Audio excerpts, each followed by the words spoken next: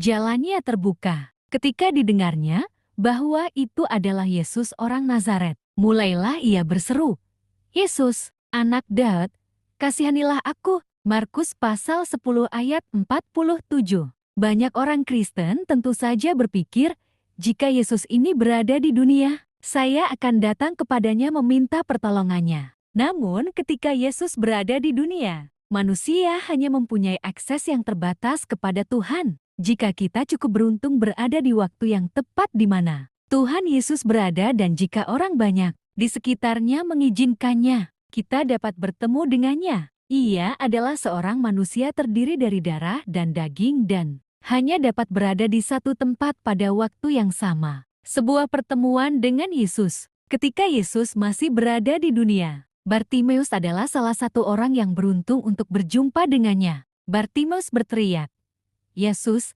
anak Daud, kasihanilah aku." Yesus berhenti dan berkata, "Panggillah dia." Bartimeus, seorang yang buta, melepas jubahnya dan dibawa menghadap Yesus, yang bertanya kepadanya, "Apa yang kau kehendaki supaya aku perbuat bagimu?" Jawab orang buta itu, "Rabuni, supaya aku dapat melihat." Lalu kata Yesus kepadanya, "Pergilah, imanmu telah menyelamatkan engkau." Pada saat itu juga melihatlah Bartimeus lalu ia mengikuti Yesus dalam perjalanannya. Lihat Markus 10, 47-52. Begitu banyak kisah tentang orang-orang yang berusaha keras untuk berjumpa dengan Yesus. Sebagai contoh, seorang lelaki yang tidak dapat menggerakkan tubuh diturunkan melalui atap di hadapan Yesus.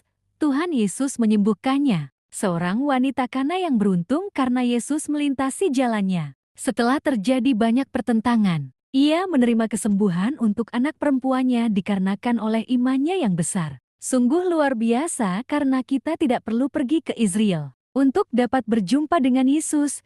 Kita tidak harus menunggunya berjalan melewati kita untuk dapat berbicara dengan Yesus.